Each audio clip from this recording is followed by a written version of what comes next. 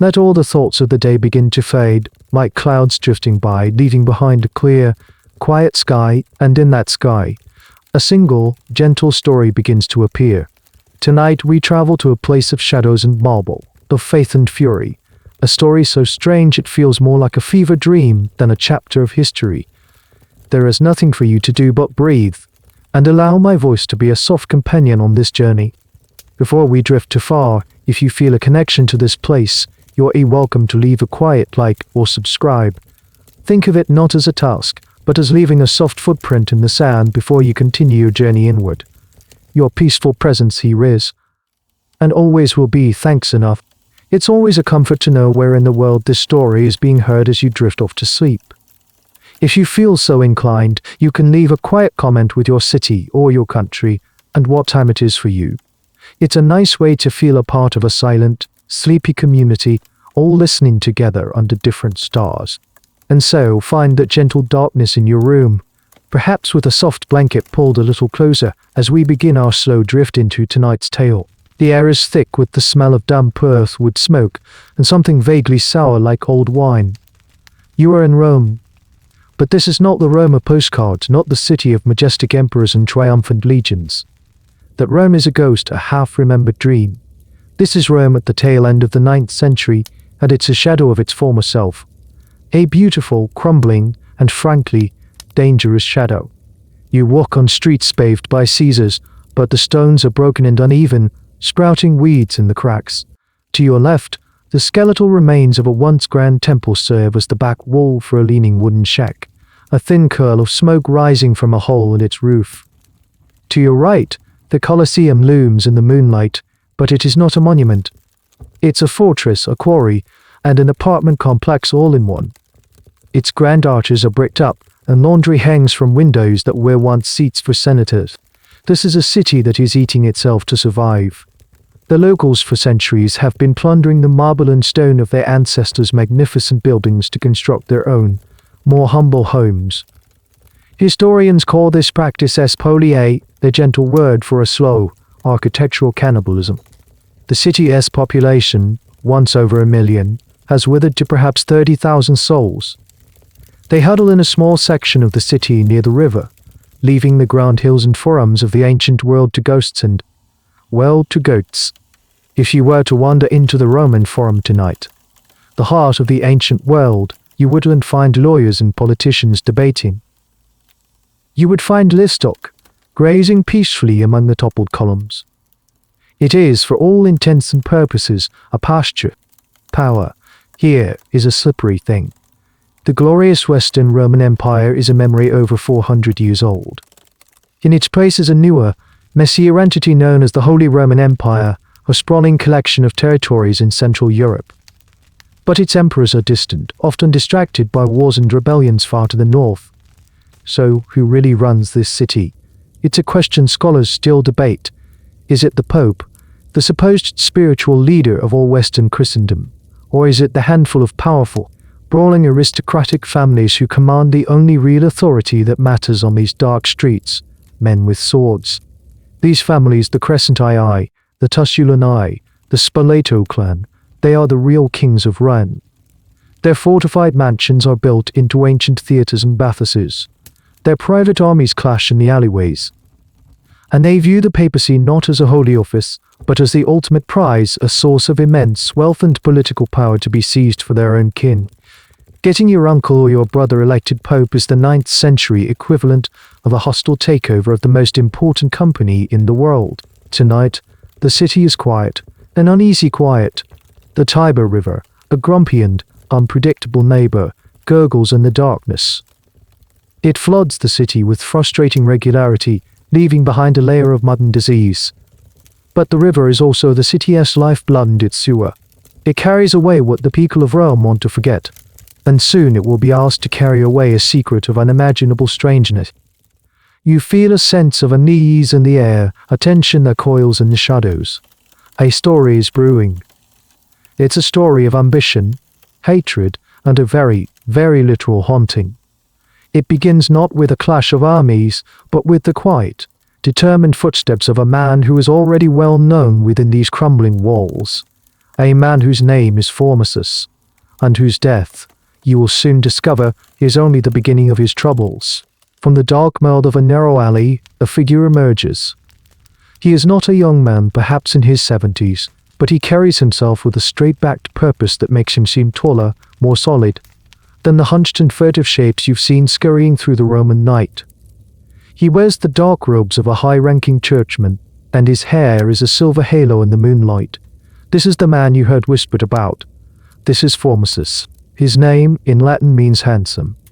A rather on-the-nose name, you might think, and it's a small, strange detail that chroniclers of the time actually bothered to record that he lived up to it. Even in his old age, there is a certain dignity to his features, a sharp intelligence in his eyes that seems to cut through the gloom. But as he passes, you catch the whispers that follow in his wake, like stray leaves skittering behind him. He is the Cardinal Bishop of Porto, a nearby city that served as Rome's ancient port. And to the powerful families who run this city, that's the first thing you need to know about him. He is an outsider. He is not one of them. And he is ambitious. Oh, is he ambitious? For decades, Formosus has been one of the brightest stars in the church. He is a brilliant diplomat, a persuasive speaker, and a man who gets things done. His greatest triumph, the one that cemented his fame across Europe, was his mission to Bulgaria. The Bulgarians, a formidable kingdom on the edge of the Christian world, were flirting with converting, but they were playing the two great centers of the faith, Rome and Constantinople, against each other. It was a delicate, high-stakes game. The Pope sent Formosus. He was so successful, so charismatic, that the Bulgarian king, Boris I, was completely won over. He and his people embraced the Roman version of Christianity. But they did more than that. They fell in love with Formosus himself. They demanded that he be made their own archbishop, the head of the church in their new kingdom. It was a testament to his incredible skill. It was also, as you will see, a catastrophic success. The Pope at the time refused the request. There was an ancient rule, a piece of canon law stating that a bishop could not be transferred from one city or see to another. It was a rule designed to prevent bishops from social climbing, from constantly angling for a richer or more prestigious diocese. But to the enemies of Formosus back in Rome, his popularity in Bulgaria was proof of what they had always suspected. The man's ambition knew no bounds. They whispered that he had actively sought the Bulgarian position, that he was trying to build his own power base far from Rome. This is the central question about Formosus, the one historians still puzzle over as they try to read between the lines of angry, biased letters. Was he a genuinely pious and talented man whose success simply made him a target for the jealous and corrupt? Or was he a master politician, just as cunning and power-hungry as the Roman families he opposed, only better at hiding it behind a veneer of holiness? The truth, as is so often the case, is probably a messy combination of both. His success had painted a target on his back. A few years before the night you find yourself in, a different pope, a man named John VII, had turned on Formosus completely. Terrified of his influence, Pope John accused Formosus of all sorts of crimes. He claimed Formosus had tried to usurp the papacy, that he had conspired against the emperor, and using that all-Bulgarian affair, that he had broken the sacred rule by attempting to move from his bishopric in Porto to the new one in Bulgaria. The charges were almost certainly politically motivated. Formosus was excommunicated, stripped of his titles, and forced into exile. He had to swear an oath that he would never again set foot in Rome or attempt to reclaim his position. It seemed his career was over, a brilliant flame extinguished by paranoid rivals. But in the chaotic world of 9th century Rome, fortunes can change in the blink of an eye. Pope John VII eventually died. He was supposedly bludgeoned to death by his own relatives, which tells you a lot about the job security of a pope in this era. The next pope mercifully reversed the sentence. Formosus was welcomed back from exile, his titles restored. So the man you see walking through the street tonight is a survivor. He has been to the pinnacle of success, cast down into the abyss of disgrace, and has clawed his way back. This experience did not make him humble. It made him keenly aware of who his enemies were, and it did nothing, absolutely nothing, to extinguish the fire of his ambition. He still believed he was the most capable man in the church. He still believed he knew what was best for Rome. Perhaps now more than ever, that the greatest prize of all was within his grasp. He wanted to be pope. And a man like that, you realize, is a man who will collect powerful friends and even more powerful enemies. You can feel the web of intrigue tightening around the city, and you realize former success ambition is just one thread in a much larger, more tangled tapestry. To understand the fury that is coming, you have to lift your gaze from the muddy streets of Rome and look north beyond the mountains to where the real power lies, or at least where everyone thinks it lies. Picture a map of Europe, but not a neat one with clear borders. Imagine a map drawn on old parchment, the ink bled and faded, with vast territories labeled with the names of kings and dukes who are all, in some complicated way, related to one another. This is the legacy of the great Emperor Charlemagne. A century before our story, he had forged a massive empire, but now it's fractured, broken up among his less great grandsons. The largest and most powerful of these fragments is the kingdom of the East Franks, what will one day become Germany. And hovering over all of it is a single, glittering prize, the title of Holy Roman Emperor. It's a funny sort of title because by this point it was, as a much later historian would joke, neither holy, nor Roman, nor an empire. It was more of an idea, a powerful ghost. The man who held the title was seen as the successor to the Caesars, the military protector of the Pope, and the most powerful secular ruler in Christendom. And there was only one person on earth who could grant the title, the Pope. To be emperor you needed to travel to Rome, kneel in street, and have the Pope place the imperial crown on your head. This single fact gave the popes, who often had no real army to speak of, an immense and dangerous power. They were the gatekeepers to ultimate glory. And right now, two very different, very dangerous men are vying for that crown. The first is Guy II of Spoleto. He is everything Formosus dislikes. Hes, an Italian nobleman, from a powerful family whose lands are just a short ride from Rome. He is deeply enmeshed in the city's politics, a master of the local feuds and alliances. He sees the papacy as his personal prize, a tool for his family's advancement. To men like Guy, the Pope should be a compliant Italian bishop who does what Hes told. He bullies the current Pope into crowning him emperor, becoming the first non-Carolingian to hold the title. He is the insider, the local strongman who has seized control. But far to the north, across the snowy Alps, is the other contender. His name is Arnulf of Carinthia. Arnulf is a warrior king, a legitimate, if illegitimate, grandson of the Carolingian line. He commands the formidable armies of the East Franks. He is powerful, respected, and feared. To the Roman nobles, he is a foreigner, a barbarian, from the dark forests of Germany. But to a churchman like Formosus, Arnulf represents something else entirely. This is the political calculation that defines the era. A strong local emperor like Guy of Spoleto is a nightmare for a pope who wants any kind of independence. Hes always there, breathing down your neck, sending his soldiers into your meetings, telling you which of his cousins to appoint as a bishop, but a strong emperor who lives hundreds of miles away. That's a different story.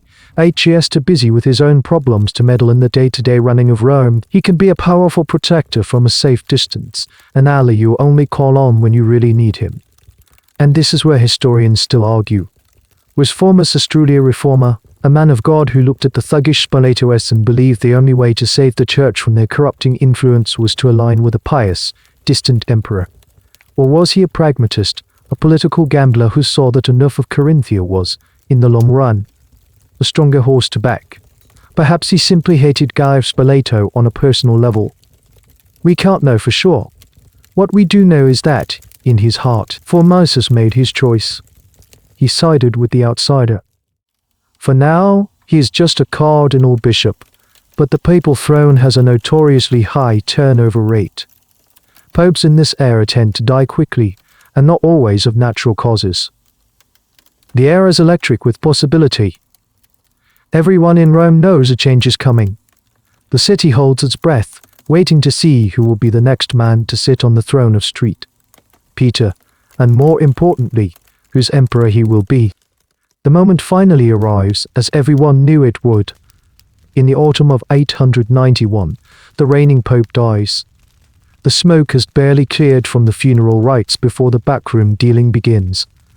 The Roman clergy and nobles gather to elect a successor, and the air in the later Empalmus is thick with promises and threats. The Spoleto family, led by the Emperor Guy, pushes hard for their own candidate, a man who will continue to do their bidding. But something unexpected happens. Formosus, the outsider, the man who had been exiled and disgraced, has spent the years since his return rebuilding his network, cultivating allies, and presenting himself as the only man capable of restoring dignity and order to the church. He is elderly, respected, and crucially, he is not a Spoleto puppet. In a surprising turn of events, the electors choose him. At the age of nearly 80, Formosus is now Pope Formosus. You can almost feel the collective gasp in the city. A man who once swore an oath never to return to Rome now sits on its most sacred throne. The first thing you notice is the tension. Guy of Spoleto is emperor, and he is furious. He has a pope he did not choose and cannot control just a few days' ride from his capital. For Formosus, his first few years are a delicate, dangerous tightrope walk. He is forced to publicly acknowledge Guy as emperor. He even, under immense pressure, anoints Guy's young son, Lambert, as co-emperor, securing the Spoleto succession. On the surface, he is playing the part of the compliant pope, but behind the scenes, you can almost hear the frantic scratching of quills as secret letters make their way north, smuggled over the Alps by trusted messengers. Formosus is writing to Arnulf of Carinthia, the warrior king of the East Franks. The letters are desperate. He begs Arnulf to come to Italy. He speaks of the wicked Christians, of the Spoleto family, of the church being plundered, of the holy city being defiled. He calls on Arnulf, as the true heir of Charlemagne, to come and liberate Rome from these Italian tyrants. This is the central act of Pope Formosus' reign, the decision that will echo beyond his own grave. Historians argue endlessly about his motivations. Was this an act of profound spiritual courage, an attempt to cleanse the church? Or was it an act of political treason, inviting a foreign army to invade Italy and overthrow the officially crowned emperor? It really depends on which dusty, biased chronicle you choose to believe. Responding to a holy call, the Italian sources paint him as a brutal invader, and Formosus as the treacherous pope who opened the gates. Arnulf, for his part, takes his time. He has his own problems in Germany, but the call from a pope is too prestigious to ignore. In 894, he marches his army over the Alps for the first time, but the campaign fizzles out. Guy of Spoleto is too well entrenched. Then a stroke of luck for Formosus. Guy suddenly dies. His son, Lambert, a mere boy, is now sole emperor, under the protection of his fiercely intelligent and ruthless mother, Agiltrude. This is Formosus' chance. He sends another flurry of messages. Now is the time to strike. In late 895, Arnulf marches again. This time he is not messing around. His army is a formidable force, sweeping aside the resistance put up by Lambert's supporters. He arrives before the walls of Rome, but the city is not his for the taking. The Spoleto faction, led by the Empress Agiltrude, has fortified the section of Rome around the Vatican. They lock the gates and dare the German king to attack. What happens next becomes the stuff of legend, the sources are almost certainly exaggerating, but they paint a vivid picture. As Arnulf's army prepares for a long and difficult siege, a terrified rabbit, startled by the noise, suddenly bolts from the bushes and runs straight towards the city wall. The German soldiers, bored and restless, give a great roar of laughter and start chasing it for sport, running right up to the city gates. The defenders on the walls, seeing this wave of screaming warriors charging towards them, panic. They think it's the beginning of a full-scale assault. They abandon their posts, and in the confusion, Arnulf's men are able to smash down the gate and storm the city. It's a slightly ridiculous, almost comical detail, but it's a good reminder that history is often shaped by chaos and sheer dumb luck. Arnulf is master of Rome. He marches to St. Peter's Basilica. And there, Pope Formosus finally gets his wish. In February of 896, he places the imperial crown on the head of Arnulf of Carinthia. He has his liberator, his distant and powerful protector. The Spoleto family has been utterly defeated and humiliated. For a brief, shining moment, it seems Formosus has won. His great gamble has paid off. But as he stands there, the crown glittering on Arnulf's head, he cannot see the storm clouds gathering. He cannot know that his moment of ultimate triumph has just signed his own death warrant. And something far, far worse. The victory is intoxicating but fragile. You can feel it in the air. Rome is an occupied city, held by German soldiers who speak a language the locals don't understand and have little respect for their customs. Arnulf, the newly crowned emperor, is a man of action, not politics. He deals with the supporters of the Spoleto family with brutal efficiency, executing some, exilling others. He demands an oath of loyalty from the Roman people, an oath they give for own swords at their throat. Empress Giltrude and her young son Lambert, the deposed emperor, have fled to their fortress in Spoleto. Arnulf decides he must crush them once and for all. Leaving a garrison in Rome, he marches his army south to lay siege to their stronghold. This, he believes, will be the final act of the war. Pope Formosus, back in the Lateran palace, can finally breathe. His champion is mopping up the last of the resistance. The future of the church, free from the Spoletos, seems secure. But fate in this era has a particularly cruel sense of humor. As Arnulf directs the siege, he is suddenly struck by a debilitating illness. The chronicles call it a paralysis, likely a stroke. The great warrior king, the terror of his enemies, is reduced to a helpless invalid almost overnight. The campaign collapses. His soldiers, their leader incapacitated, have no choice but to lift the siege and begin the long, slow journey back to Germany, carrying their broken emperor on a litter. For Formosus, the news is a catastrophe. His protector is gone, the German army has evaporated, and the Spoleto family, who he tried to destroy, are still there, seething with a rage that is almost biblical in its intensity. Giltrude and Lambert emerge from their fortress, not defeated, but empowered. They see an undefended Rome, a pope who has betrayed them, and a city full of their secret supporters who are just waiting for the moment to strike back. The pressure on Formosus, now in his early 80s, is immense. His health, already frail, begins to fail rapidly under the strain. He is surrounded by enemies. Every shadow in the palace seems to hold a potential assassin. Every meal could be his last. The city he fought to control is now a prison, and the loyalty of the Roman people is as thin as morning mist. They had acclaimed Arnulf when his army was here, but now they remember their old allegiances to the local Italian nobles. In the spring of 896, just 2 months after his great triumph of crowning Arnulf, Pope Formosus dies. The historical records are frustratingly vague on the exact cause. Was it old age and stress? Did his heart finally give out, or was there a more sinister hand at play? Some later, less reliable sources hint that he was poisoned. It's one of those questions that hangs in the air, a perfect subject for historical debate. Did his enemies get to him in the end, or did nature simply do their work for a change? Given the political climate, poison is hardly an outlandish suggestion. The papacy was a dangerous job.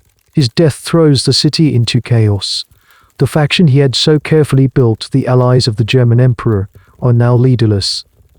The Spoleto faction, sensing their moment, surges back into power. The death of a pope, even a natural one, creates a power vacuum, and power vacuums in 9th century Rome are always filled with violence. Immediately a new pope is elected, a man named Boniface VI. His reign lasts all of 15 days before he too dies, possibly from gout, possibly from being discreetly removed by the Spoletoes who decided he wasn't the right man for the job after all. The revolving door of the papacy is spinning at a dizzying speed, and then the Spoletoes find their man. They engineer the election of a bishop named Stephen, a member of their own faction, a man who owes his entire career to them. He is a Roman, born and bred, and he carries a deep, personal, and venomous hatred for the late Pope Formosus. He ascends the throne as Pope Stephen VI. And as he sits in the Lateran palace, surrounded by the triumphant figures of Lambert and his mother Egiltrude, you can almost see the gears turning in his mind. The man who humiliated them is dead. But for Stephen, and for the Spoletos, that is not enough. Death is too simple. Death is an escape. They don't just want Formosus gone. They want him erased. They want his memory destroyed, his every act nullified, his very act nullified, his very soul condemned. An idea of such monstrous, theatrical cruelty that it could only be born in an age of absolute certainty and absolute hate. An idea that will soon involve a shovel, a throne, and a 9-month-old corpse. The story is about to take its infamous, ghoulish turn. You are now looking at the new Pope Stephen VI. Try to see him not as a monster, but as a man. He sits on the papal throne, the symbol of street. Peter, but the chair feels too big for him. He is, in the grand scheme of things, a minor figure, a footnote in most histories who is remembered for only one spectacular act of madness. But to understand that act, you have to understand the pressure he is under. He is a Roman through and through. He grew up in the shadow of the Spoleto family's power, and his career in the church was nurtured by their patronage. He is a little piece of historical irony for you. The man who consecrated Stephen as a bishop, the man who laid hands on him and elevated him to that rank, was none other than Pope Formosus. This detail is crucial.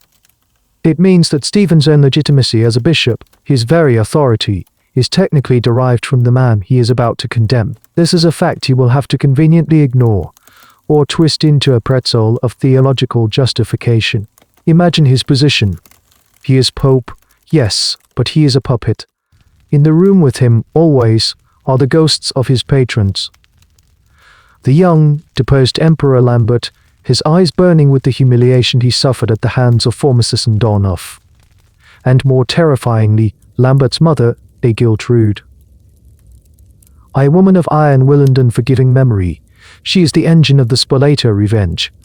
Stephen knows he holds his position at her pleasure. He is not the master of the house, he is the high priest of the vendetta. His hatred of Formosus is not just political, it feels personal. He saw Formosus as an arrogant outsider who had meddled in Roman affairs, a man who broke his oath to never return to the city, and a traitor who invited a foreign army to attack his own people. In his mind, and in the minds of the Spoleto faction, Formosus was not a legitimate pope. He was a usurper, a perjurer who had lied his way onto the throne. And this is where the legalistic, almost obsessive nature of the medieval mind comes into play. For them, oaths were not just promises, they were sacred bonds, witnessed by God. To break an oath was to commit perjury against heaven itself. And canon law, the law of the church, was seen as immutable. Remember that old rule about a bishop not being allowed to transfer from one city to another. Formosus had been Bishop of Porto. By becoming Bishop of Rome, the Pope he had, in the eyes of his enemies, broken that sacred law. It was an illegal promotion. So, in the view of Stephen VI and his supporters, everything Formosus did as Pope was illegitimate. Every bishop he consecrated, every law he passed, every document he signed was null and void. And most importantly, his coronation of Arnulf as Holy Roman Emperor was a fraud. If they could prove this, if they could officially erase Formosus's papacy, then Lambert would once again be the one and only true emperor. This is the political goal. But how do you achieve it? How do you legally nullify the reign of a dead man? You can't just issue a decree. That would seem petty, like sour grapes. You need a process. You need a show of legitimacy, a performance of justice. A synod, a great meeting of bishops and clergy, is called. This is normal. Popes often held synods to deal with theological disputes or issue new laws. But this one will be different. The central issue to be judged is the legitimacy of Pope Formosus. The defendant, however, presents a rather significant logistical problem. He is dead and buried. This is the point where a sane man, a rational leader, might have held a trial in absentia. They could have appointed a lawyer to represent the memory of the deceased, debated the legal points, and issued a verdict. That would have achieved the same political goal. But that is not what happened. Why not? This is the question that fascinates and horrifies historians. Was Pope Stephen VI a raving lunatic driven mad by hatred? Was he a weak man, completely dominated by the vengeful Aegil Trude, who demanded a more theatrical form of revenge? Or was there a strange, cold logic to it? Perhaps they believed that for the condemnation to be truly absolute, for it to be binding in the eyes of God, the accused had to be physically present. Even if he was just pieces, the medieval world had a much different, much more tangible relationship with the bodies of the dead, especially the holy and the unholy. Relics of saints could perform miracles. The bodies of the damned perhaps needed to be damned in person. The whispers begin in the Lateran Palace. The idea at first must have sounded like a joke from a madman, but it is repeated. It is insisted upon. The order is given. The dead must attend his own trial. And Pope Stephen VI, the puppet on the throne, will be the chief prosecutor. An idea like this doesn't just appear fully formed. It has to curdle. It starts as a whisper in a candlelit hallway, a suggestion so outrageous that the person hearing it probably forces a nervous laugh. You want to do what? But the whisper isn't silenced by reason. It's repeated, louder this time, in a council chamber. It's nurtured by hate, watered by the desire for a revenge so absolute it transcends the barrier between life and death. You have to imagine the scene. Stephen VI, a man whose papacy is built on the foundation of Spoleto power, is in a room with Aegil Trude and her son Lambert. They are discussing the Formosus problem. The dead pope is a ghost haunting their legitimacy. His coronation of Arnulf is a stain on their honor. Simply declaring his papacy invalid feels insufficient. It lacks impact. It lacks terror. Someone, and historians would give a great deal to know exactly who first uttered the words, suggests that a trial requires a defendant. A physical defendant. The logic, twisted as it sounds to you, has a certain brutal coherence in their world. Justice is a performance, a public spectacle designed to teach a lesson. Condemning a memory is a visceral, unforgettable statement. It's a warning to any future pope who might think of crossing the powerful families of Rome. This is what happens to our enemies, the act would scream. Not even the grave can protect you from our wrath. There might have been legal precedents of a sort. The ancient Romans occasionally practiced a form of posthumous condemnation called dam aetio memoria, where a disgraced emperor's name would be chiseled off monuments and his statues torn down. But that was about erasing a memory. This was different. This was different. This was about summoning the memory in its most decayed physical form and putting it on trial. There's also a strange theological corner they may have been exploring. While almost unheard of, there have been a handful of cases of trying the dead in the Eastern Byzantine Church, usually for heresy. Perhaps some scholar eager to please his new masters dug up these obscure references and presented them as justification. See, Your Holiness. It is not entirely without precedent. This is a classic trick of those in power, finding some shred of historical or legal text to justify an act of pure, naked will. But even with these flimsy justifications, the idea must have met with resistance. You can picture the faces of the older, more cautious cardinals in Stephen's circle. You can see the flicker of horror in their eyes. They would have raised objections, surely. Your Holiness, this is irregular. It is an affront to God and man. The people will not stand for it. Each objection would have been beaten down. Irregular. We are the Pope, we decide what is regular. An affront. The true affront was Formosus's perjury, his treason against God and his rightful Emperor Lambert. The people will see what we want them to see, the judgment of a wicked man. Any bishop or cardinal who objected too strenuously would suddenly find themselves accused of being a secret supporter of Formosus, a sympathizer with the German emperor. Fear is a powerful persuader. The voices of reason would be silenced. The pawn solidifies. It's no longer a mad suggestion, it is official papal policy. A synod will be convened. The highest clergy of Rome will be summoned to the Basilica Street. John later Anne, the Pope's own cathedral. The body of the late Pope Formosus, 9 months dead, will be the guest of honor. You feel a cold dread settle over the city. This isn't just politics anymore. It has tipped over into something else, something ritualistic and profane. The very air seems to grow heavy with the weight of this decision. The living have declared war on the dead, and the opening salvo will be fired with a shovel. The order goes out, not to a soldier or a priest, but to a team of workmen, an order that, even in a city grown numb to violence and chaos, is utterly, shockingly new. They are to go to St. Peter's Basilica, to the papal tombs. They are to find the sarcophagus of Pope Formosus, and they are to open it. The sun has long set over Vatican Hill. St. Peter's Basilica, the holiest church in Western Christendom, is a vast and silent cavern, lit only by a few flickering oil lamps that cast dancing, monstrous shadows up the towering columns. This is not the grand, domed basilica you know from pictures. This is the old street. Peter's, a massive 4th century structure built by the Emperor Constantine himself. It is a place of deep and ancient sanctity, where the bones of saints and popes lie in silent communion. Tonight that sanctity is about to be broken. You are a silent observer, hidden in the deep shadows of a side aisle. You hear the sound first, not a choir, not the chanting of monks, but the grating scrape of a heavy stone lid being pushed across a stone sarcophagus. It is a sound that makes the hairs on your arms stand up. It is the sound of a seal being broken, a finality being violated. A small group of men are gathered around a tomb in the papal crypt. They are not priests. They are laborers, their faces slick with sweat, their knuckles white as they strain against the marble lid. A single man in a cleric's robe stands nearby, holding a torch aloft. He is a minor official from the papal court, sent to oversee the work. His face is a pale mask of revulsion and fear.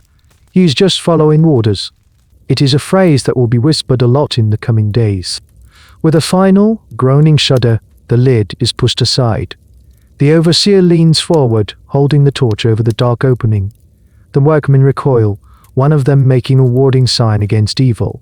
The smell hits you even from a distance. It is a damp, earthy smell, thick and sweet and deeply wrong. It is the smell of decay that has been contained for too long. For 9 months, the body of Pope Formosus has lain here, wrapped in linen and allowed the dignity of a slow return to dust.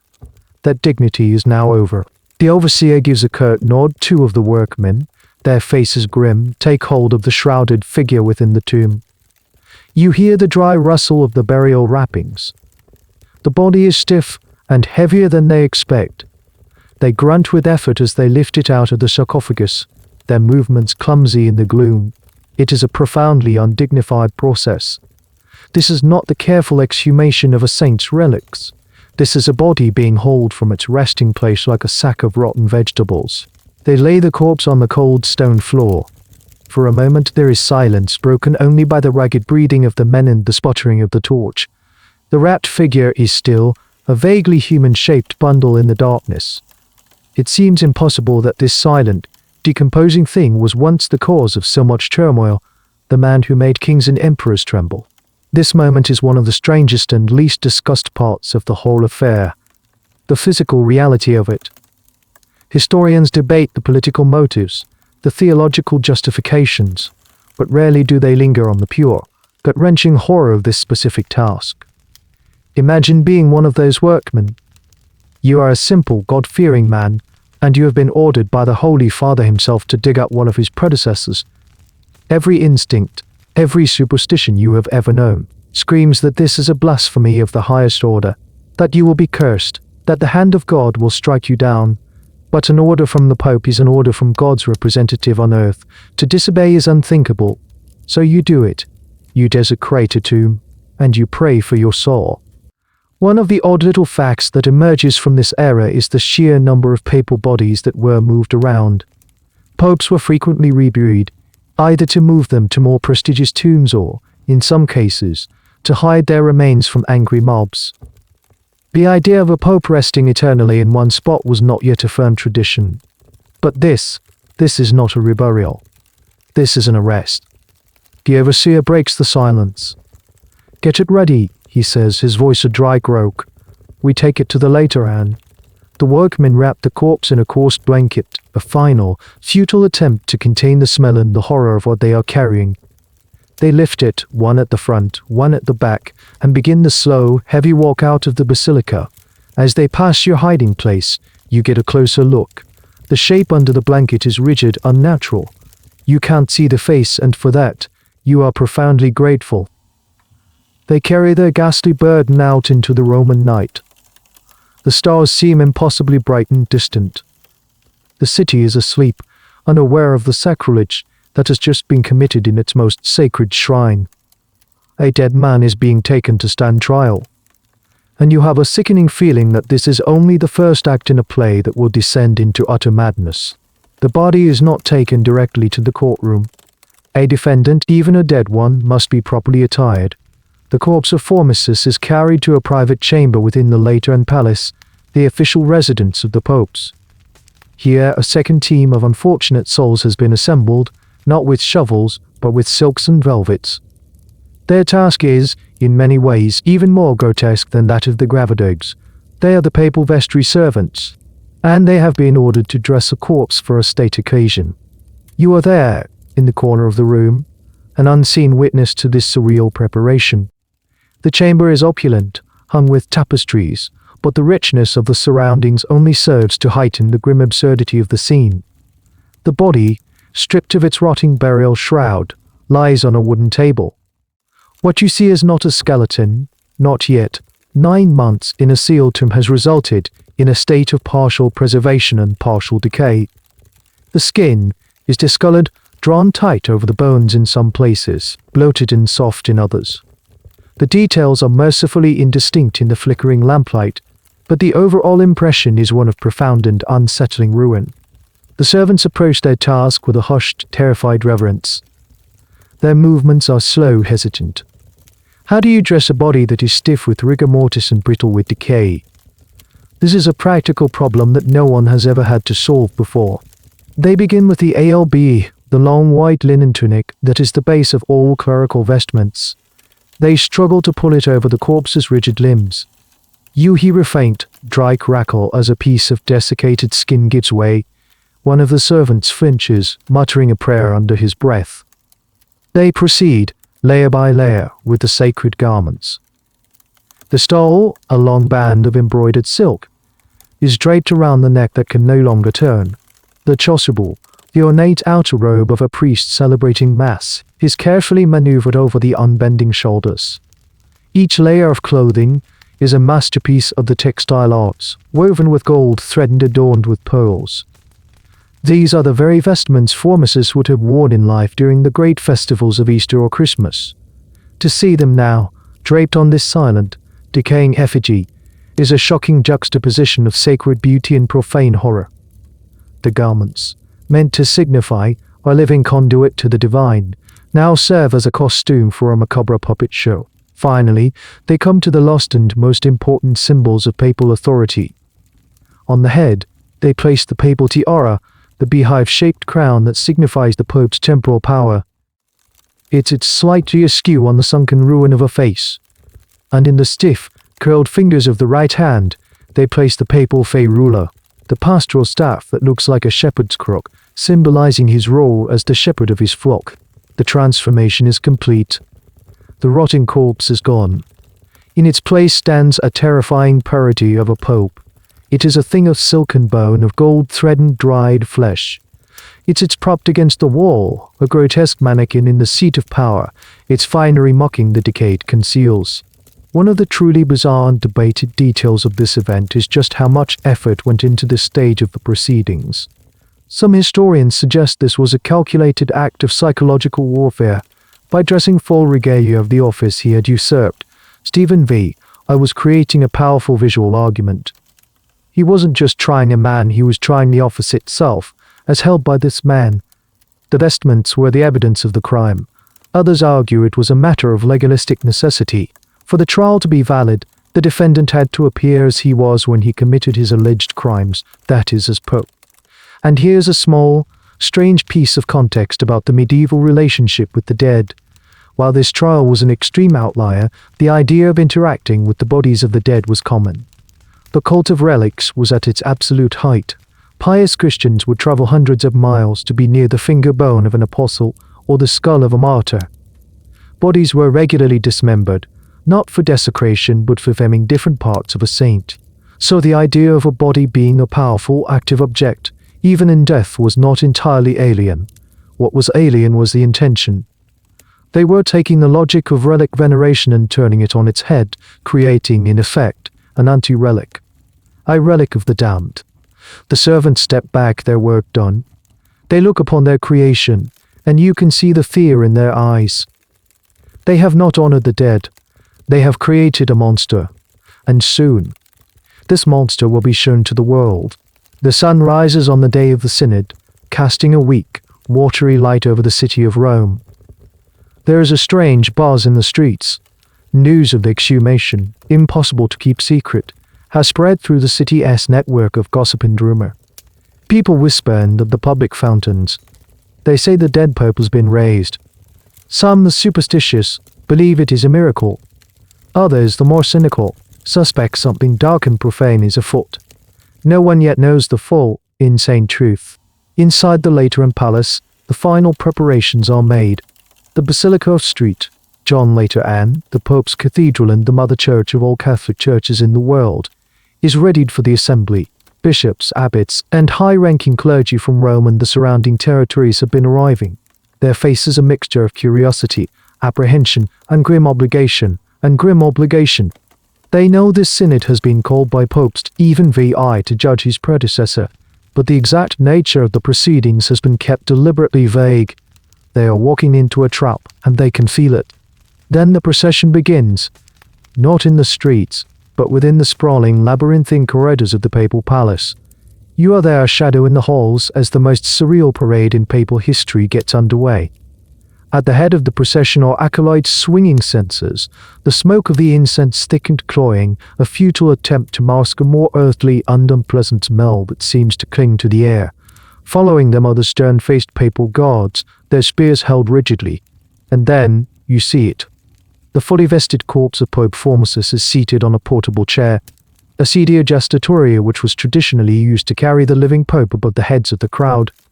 The irony is so thick it's almost suffocating. The body is carefully propped up, tied to the chair with silk cords hidden beneath the opulent vestments to keep it from slumping over. Its crowned head lolls slightly with the movement of the bearers, a silent, macabre bobblehead of blasphemy. The hand holding the papal staff is likewise secured. The effect is that of a terrifyingly still marionette. The men carrying the chair are stone-faced, their eyes fixed forward, refusing to look at their burden. They move with a slow, deliberate funereal pace that is entirely at odds with the splendor of the garments their passenger is wearing. Following the chair is Pope Stephen V. by himself, flanked by his most loyal cardinals. He is also in his full papal regalia, a living, breathing counterpart to the dead effigy before him. His face is a mask of grim determination. He truly believes, or has forced himself to believe, that what he is doing is an act of divine justice, a necessary cleansing of the church. As he walks, you see his lips moving in what might be a silent prayer, or perhaps just a rehearsal of the angry words he is about to unleash. This procession is a masterstroke of political theatre. Everyone who witnesses it, every servant, every cleric, every guard, is implicated in the act. They are made participants in the sacrilege, their silence a form of consent. It is designed to show power of the new regime. It says, "We are so powerful we can literally tend our councils." One of the great unanswered questions is what the clergy who were summoned to this synod thought, as they saw this spectacle unfold. The records were, of course, written by the victors. They record the proceedings as if they were perfectly normal. But it's impossible to believe there wasn't a wave of shock, horror, and perhaps even panicked, hysterical laughter at the sheer absurdity of it all. Did any of them dare to protest?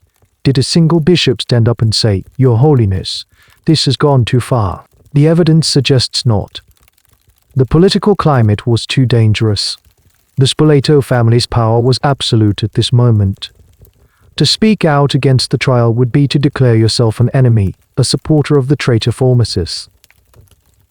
So they held their tongues. They smoothed their faces into masks of neutral piety. And they prepared to take their seats at a trial where the chief witness for the defense was a 9-month-old corpse. The academic world still debates whether this silence was born of genuine fear and political opportunism, or a kind of stunned, psychological paralysis in the face of an event so far outside the bounds of normal human experience. The procession slowly makes its way out of the private palace corridors and into the vast, echoing nave of the basilica.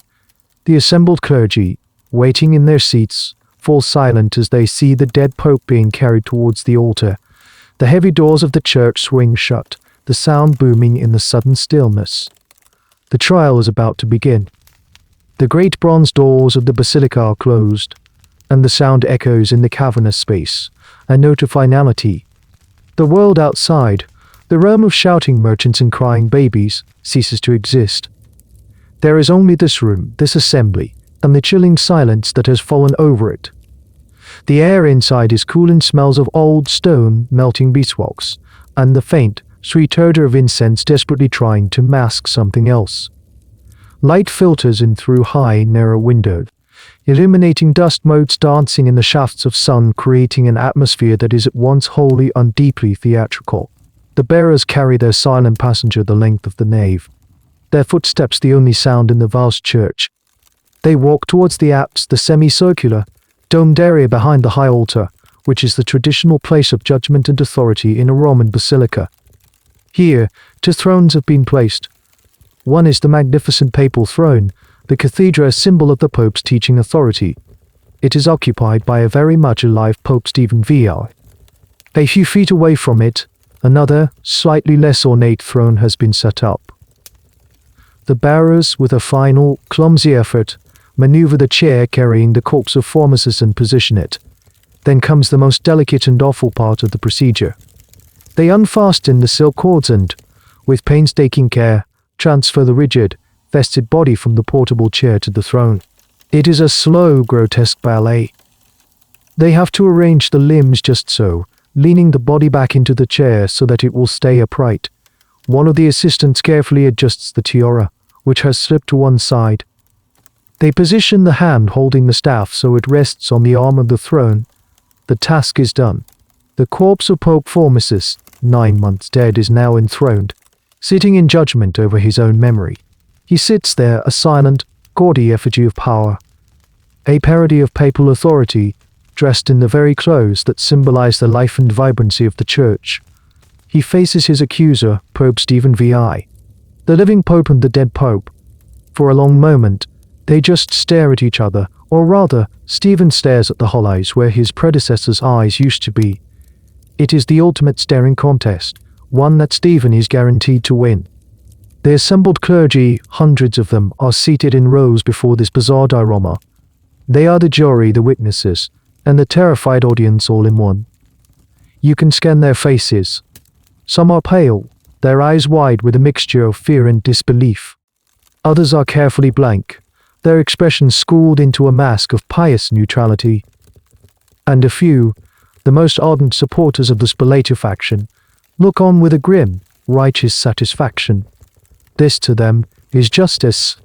This is the central, unforgettable image of the Cadaver Synod, an image so potent strange that it has echoed down through the centuries. But here's a detail that adds another layer of profanity to the scene. The throne of the Pope, the Bishop of Rome, is not just any chair. The specific throne in the Basilica of St. John Lateran is, symbolically, the seat of St. Peter himself. It is the most authoritative episcopal throne in the world. Historians still debate whether the corpse was placed on a simple chair, or if, in a final, supreme act of insult, Stephen VI had his predecessor propped up on the sacred cathedra itself for a portion of the trial. The records are silent on this specific point, but the mere possibility is chilling. What was going through the minds of the men in that room? The official chronicles of the Synod, which still exist, record the events with a dry, procedural tone, as if a trial of a corpse were a perfectly standard bit of ecclesiastical business. But this bureaucratic language hides a scene of pure psychological horror. Did they feel the hand of God in the room, or the hand of something else entirely? Did they see a righteous judgment, or a descent into collective madness? And the silence of the official record on their reactions is one of the most haunting aspects of the whole affair. The silence stretches on, becoming heavy, unbearable. All eyes are on the two popes. One is a vessel of decaying flesh and bone. The other is a vessel of burning, venomous hatred. The stage is set. The defendant is present, his legal strategy, you suppose, being one of unorthodox silence. All that is missing is the indictment. Then Pope Stephen VI stirs. He leans forward on his throne, his knuckles white where he grips the armrests. He takes a deep, shuddering breath, filling his lungs with the cold, heavy air of the basilica. He opens his mouth to speak, and you know that the silence is about to be shattered by a torrent of rage. The voice of Pope Stephen VI, when it finally comes, is not the measured, calm tone of a judge. It is the raw, furious cry of an accuser. It booms through the basilica, echoing off the marble columns and soaring into the rafters, the sound too loud, too passionate for the sacred space. He does not address the assembled clergy. He does not begin with a prayer or legal preamble. He speaks directly to the silent, enthroned figure opposite him. You, he screams, his finger jabbing through the air, pointing at the corpse. When you were Bishop of Porto, why did you, in your ambition, usurp the universal Roman see? The question hangs in the air, a formal charge wrapped in a howl of personal fury. This is the heart of the legal case against Formosus. The ancient canon law, the rule against a bishop transferring from one see to another, is the weapon Stephen has chosen. It is a technicality, a piece of ecclesiastical bureaucracy, but he wields it like a club. He is accusing Formosus of abandoning his first bride, the Diocese of Porto, to Diocese of Porto, to illicitly take a more powerful one, Rome. The corpse, of course, does not answer. It just sits there, a grotesque puppet of silk and bone, its finery a silent mockery of the proceedings. Its silence seems to enrage Stephen even more. He leans forward, his face contorted, in a mask of rage. He launches into a tirade, a long, rambling torrent of accusations. He accuses Formosus of perjury, reminding everyone of the oath he supposedly swore during his exile, the oath to never again seek office or even enter Rome. Did you not swear, he shouts at the silent defendant? Did you not swear before God and his holy angels? He accuses him of conspiring with the German king, of betraying the people of Rome by inviting a foreign army into their homes. He accuses him of an insatiable, unholy ambition that led him to trample over the sacred laws of the church. The performance is shocking in its intensity. This is not a trial, it is an exorcism. Stephen is not just prosecuting a man, he is trying to cast out his ghost. He is screaming at the symbol of everything his faction hates and fears. The scene is so bizarre that it's hard for your modern mind to fully grasp.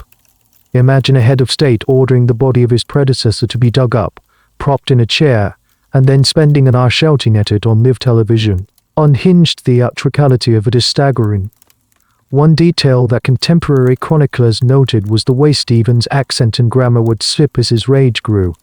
He was a Roman speaking Latin, but his Latin was the rough, colloquial Latin of the streets, not the polished classical language of the educated elite. In his fury, his true self, the street's smart political brawler, was coming out from behind the papal vestments. As he rants, you can feel the discomfort in the room rising like a physical heat. The bishops and cardinals shift in their seats.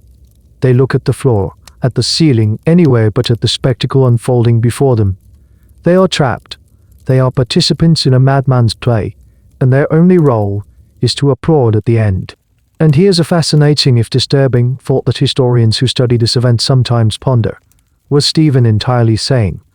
It's a question we can never truly answer. We can diagnose the dead only with speculation.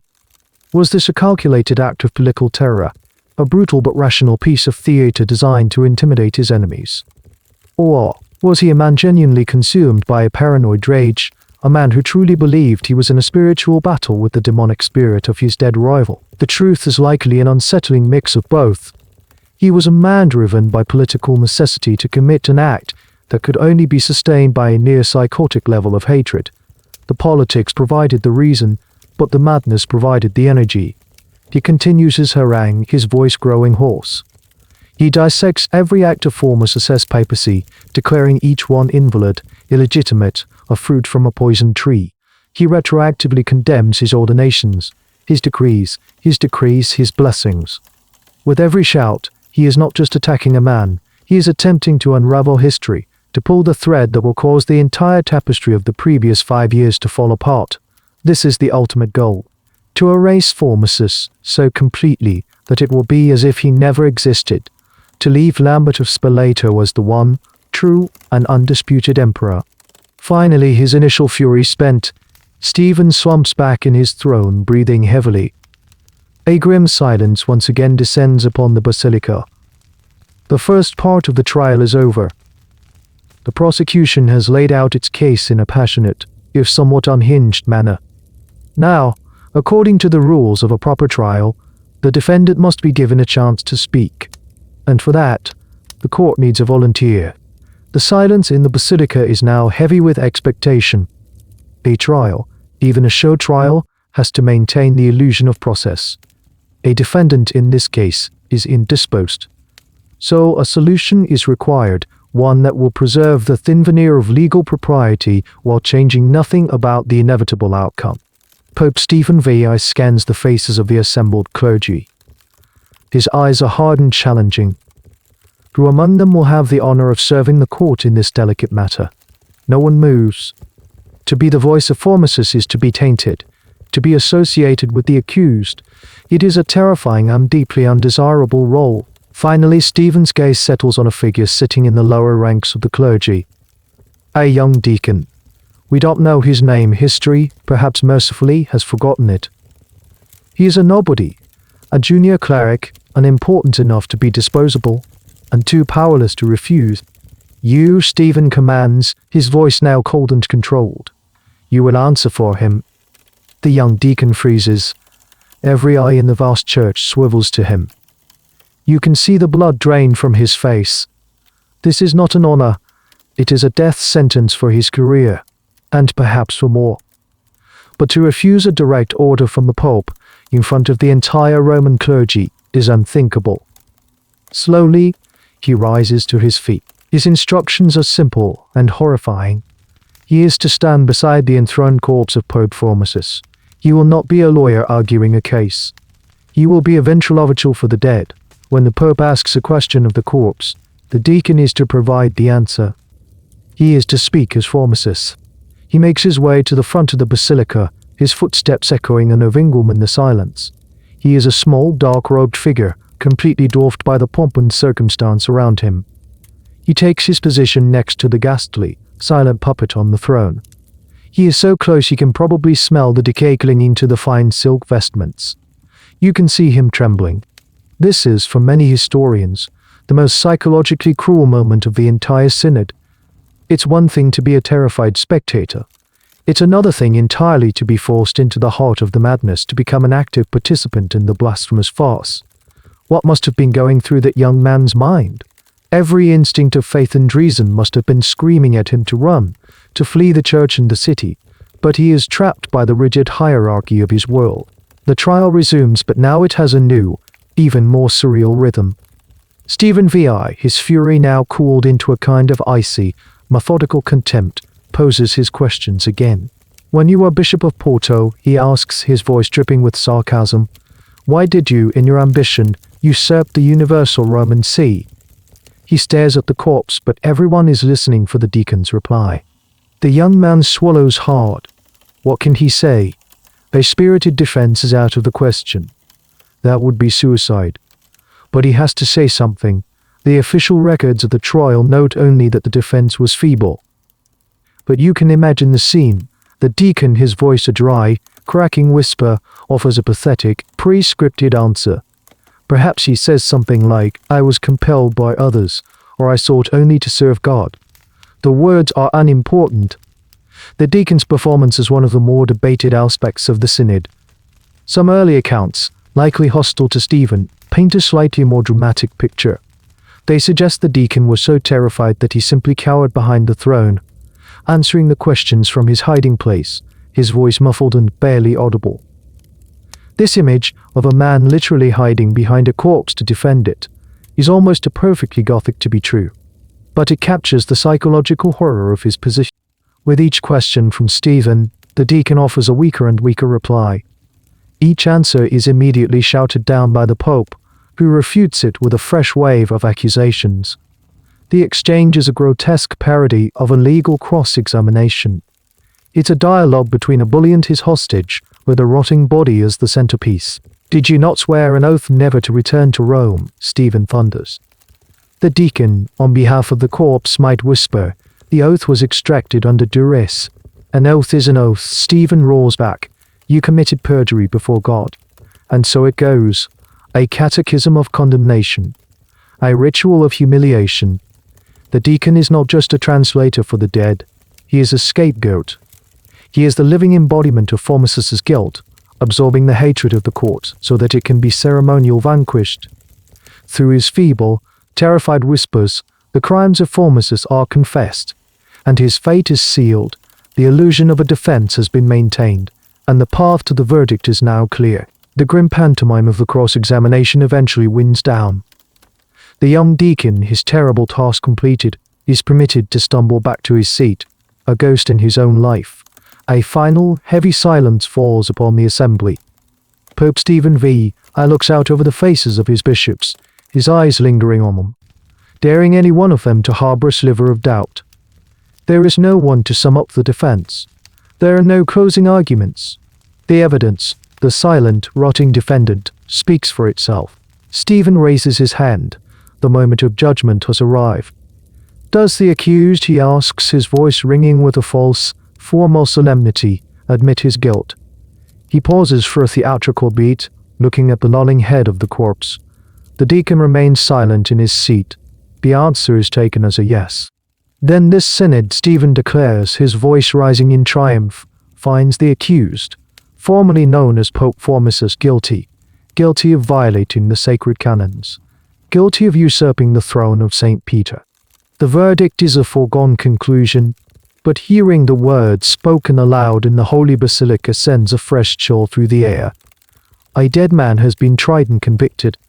The madness has been officially sanctioned, written into the records, and signed by every bishop present, their hands no doubt shaking as they affix their names to the document.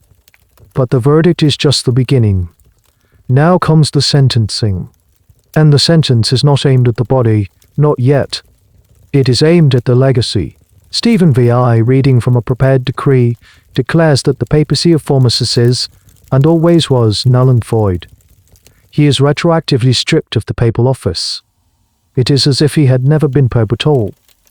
This is the legal magic they have been working towards. With these words, history is rewritten. The consequences of this declaration ripple outwards immediately. Every act of Formosus's reign is invalidated. Every law he passed is erased from the books. And, most critically, every ordination and consecration he performed is declared illegitimate. You can feel a wave of panic ripple through the assembled clergy. Think of the implications. Dozens of priests and bishops across Italy, consecrated by Formosus during his 5-year reign, are, in an instant, no longer priests and bishops. They are laymen. The sacraments they have performed, the baptisms, the marriages, the last rites, are all now technically invalid. It throws the spiritual life of thousands of ordinary people into utter chaos. And of course it includes one very important consecration, that of Pope Stephen VI himself, who, as you'll remember, was made a bishop by Formosus. He is, by his own logic, not a legitimate bishop, and therefore not a legitimate pope. This is a paradox so glaring, so self-defeating, that historians still scratch their heads over it. How did they justify this? The most likely explanation is a piece of legalistic gymnastics known as mental reservation, or more simply, sheer hypocrisy.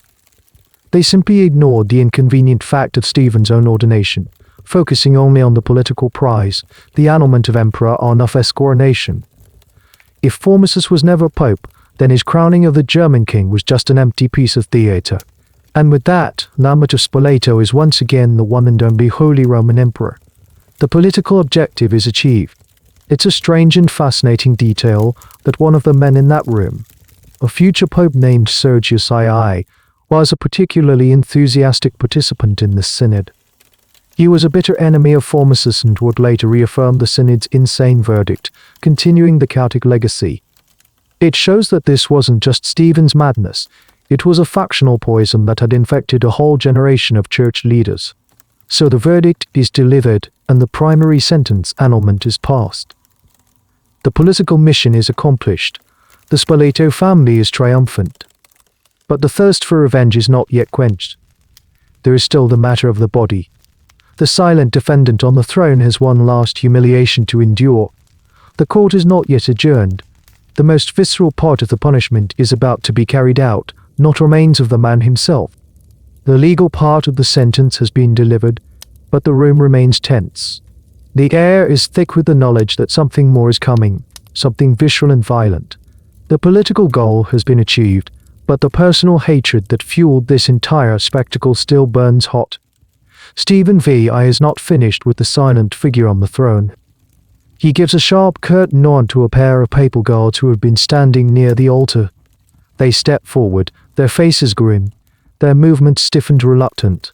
They are soldiers used to fighting living men, not desecrating the dead. They approach the enthroned corpse, and one of them draws a short, heavy-bladed knife. The assembled clergy watch in horrified silence. Many of them must be squeezing their eyes shut, but you force yourself to watch. This is the final act of the drama, the point where the abstract condemnation becomes a physical reality. The guard reaches for the corpse's right hand, the one that is stiffly curled around the armrest of the throne. This is the hand of blessing. In life, Formosus would have raised this hand to absolve sins, to consecrate churches, to anoint kings. The 3 fingers he would have used for the sign of the cross, the index finger, the middle finger, and the ring finger, are the specific target. They are the instruments of his usurped holy power. With a few quick, brutal sawing motions, the guard hacks off the 3 fingers. You hear a collective gasp from the audience.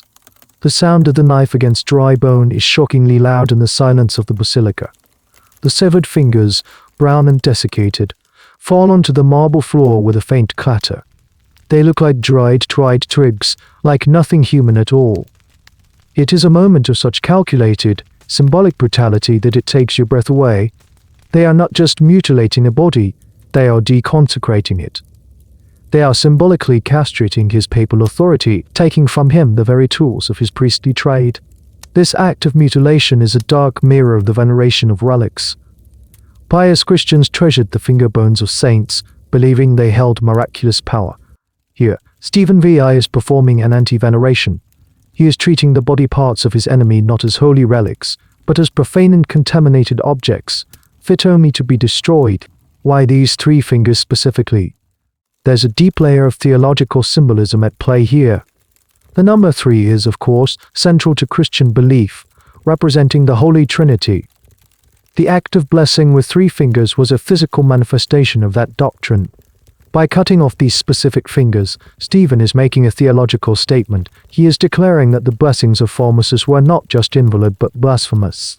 He is saying that this hand did not channel the power of the Trinity, but the power of a perjurer and a usurper. The historical debate around this specific moment centers on its sheer, unprecedented savagery. While the medieval world was no stranger to violence and brutal punishments, this kind of posthumous, ritualistic mutilation performed on a pope, by a pope, in his own cathedral was something new. It took a political feud and dragged it into the realm of the profane and the sacrilegious. This was the moment that likely horrified the Roman populace more than any other. The exhumation was bizarre, the trial was a farce, but this was an act of black magic, an unholy rite performed in the city's holiest space. The guards step back. The corpse now looks even more broken, more pathetic. The mutilated hand rests on the throne's arm, a stark and deadly wound. The 3 severed fingers lie on the floor, ignored. Stephen V.I. rises from his throne. His work here is done. He has won. He has condemned his enemy-in-law, erased his legacy, and violated his physical remains. He gives one last look of contempt at the broken figure opposite him. "Take it away," he commands, his voice flat and empty, all the previous rage now spent. "Get it out of my sight." The body is unceremoniously pulled from the throne.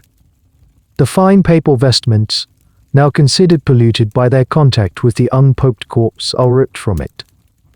Stripped bare, reduced to a mutilated piece of decomposing flesh, The remains of Formosus are dragged out of a side door of the basilica. The mutilated body of Formosus is no longer a defendant.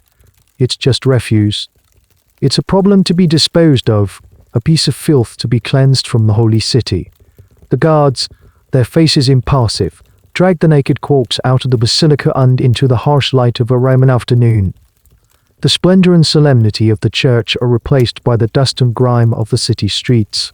What happens next is a matter of some historical confusion, a testament to the chaos and conflicting reports of the time. The most common and dramatic account, the one that solidified in the popular imagination, is that the body was dragged directly through the city streets. You can picture the scene, a small, grim procession, the guards hauling their grisly burden, children scattering, women crossing themselves and barring their doors. Public humiliation designed to strike terror into the hearts of any remaining supporters of Formosus. However, some more sober historical analyses suggest a slightly different, though no less grim, course of events. They argue that the body was first taken to a common burial ground, a place reserved for the poor and for foreigners, known as a cimitero dei pellegrini here. It was dumped into a simple grave, without ceremony, without a prayer. The idea was to bury him as a nobody, to strip him of his papal identity, and even his basic identity as a Roman. But even this was not enough. The hatred of the Spoleto faction was so obsessive, their fear of Formosus's memory so profound, that they could not even bear the thought of his remains contaminating Roman soil. Whether it was a few hours or a few days later, the chronicles are unclear. A new order was given. The body was to be dug up yet again. So for a second time, shovels bite into the earth to unearth the man who could not find rest. His body, now even more battered and broken, is pulled from the shallow grave. And this time, there will be no burial. This time the goal is complete annihilation. The guards drag the corpse to the banks of the Tiber. The river, Rome's ancient, muddy artery, flows sluggishly past. It has always been the city's dumping ground, the place where everything unwanted, sewage, garbage, the bodies of murdered men, is sent to be washed away and forgotten. To be thrown into the Tiber is the most ignominious end imaginable. It is to be denied a Christian burial, to have your body consumed by the water and the creatures within it, to have your memory erased by the current. With a final contemptuous heave, the guards throw the body of the 81st Pope of the Catholic Church into the murky water. You watch as the corpse hits the surface with a dull splash. It bobs there for a moment, a pale and pathetic shape, before the slow brown current catches it. It begins to drift downstream, turning slowly in the water, a piece of human driftwood on its way to the sea. This act is the culmination of the Synod's fury. It is a symbolic cleansing, an attempt to physically purge the city of the stain of Formosus. In the medieval mind, water was a powerful symbol of both purification, as in baptism, and destruction, as in the Great Flood. By committing Formosus to the river, Stephen V and his allies were performing a baptism, a ritual designed to wash his memory from the world and, they hoped, condemn his soul in the next. One of the fascinating side notes that historians of Rome often point out is the city's complex relationship with the Tiber. They loved it and hated it. It was their source of life and a constant threat. It was seen as a living entity, a pagan god that had never been fully tamed by Christianity. There was a deep-seated superstition about the river, about its power to give and take away. Throwing a pope into it was an act loaded with 1,000 years of cultural and superstitious baggage. As you stand on the riverbank, watching the body disappear around a bend, you might think this is the end of the story. The enemy has been tried, condemned, mutilated, and now finally, erased. Pope Stephen VI can sleep soundly, his patrons and the Spoleto family can celebrate their restored power, and the city of Rome can move on. But that's not how stories like this work. An act of such profound and theatrical cruelty does not simply end. It creates ripples. It unleashes forces that no one can control. The Tiber has received the body of a pope, but it is not yet ready to give him up. And the people of Rome who have watched all of this in stunned, fearful silence are about to find their voice. The quiet is about to be broken by the rumble of an angry god, or an angry earth, or perhaps just an angry mob. The river keeps its secrets, but not for long. The Tiber flows on, carrying its grim burden towards the sea, and a strange, tense quiet settles over Rome. Pope Stephen VI and the Spoleto faction believe they have won. They have committed an act of spectacular brutality and, for a few days, it seems to have worked. The city is cowed, its people silenced by fear and shock. But the memory of Formosus, which they tried so hard to physically obliterate, is about to resurface in the most unexpected of ways. Downriver near the port city of Ostia, where the Tiber finally meets the sea, a fisherman casts his nets. He is a simple man, his life dictated by the tides and the seasons. As he hauls in his catch, he feels a great and unusual weight. He strains, pulling the heavy net towards his small boat, expecting a huge log or a tangle of river debris. What he finds instead makes him drop the net in terror. Tangled among the fish is a human body, bloated and discolored from its time in the water, naked and missing 3 fingers from its right hand. It is, unmistakably, the corpse of the dishonored Pope Formosus. The fisherman, a pious and superstitious man, is overcome with a mixture of horror and awe. He has heard the whispers from Rome, the stories of the dead Pope dug up and put on trial. And now this same Pope has been delivered to him, as if by divine will. He carefully untangles the body from his nets and drags it ashore. What happens next is where the story shifts from a grim political drama into the realm of folklore and legend. The historical records, written after the fact by authors sympathetic to Formosus, begin to glow with a hagiographic light. They tell a story not of a decaying corpse, but of a holy relic. According to these accounts, as soon as the fishermen laid the body on the riverbank, miracles began to happen. The sick who were brought near the corpse were suddenly healed. The blind regained their sight. The lame were able to walk. The stories are, of course, impossible to verify and are almost certainly pious inventions designed to posthumously rehabilitate Formosus's reputation. But whether they were true or not is almost irrelevant. What matters is that people believe them. News of the miraculous catch spreads like wildfire. A body that the new pope had declared cursed and profane is now, in the eyes of the common people, demonstrating all the signs of sainthood. It is a direct, popular rebuke to the official verdict of the Cadaver Synod. While the educated clergy in Rome were forced to sign documents condemning Formosus, the uneducated fishermen and peasants of the countryside are declaring him a saint. It is a grassroots rebellion of faith against the corruption of the powerful. One of the most persistent legends, a detail that feels too poetic to be anything but a later embellishment, is that of the speaking statues. The story goes that as the body was carried in a procession from the riverbank back towards Rome, the icons and statues of saints in the wayside shrines would bow their heads in reverence as the corpse passed by. It is a powerful, beautiful image. The stone and wooden saints of the church silently define the living pope to honor the dead one. Historians who study this period often point to this moment as a fascinating example of the power of popular religion versus official doctrine.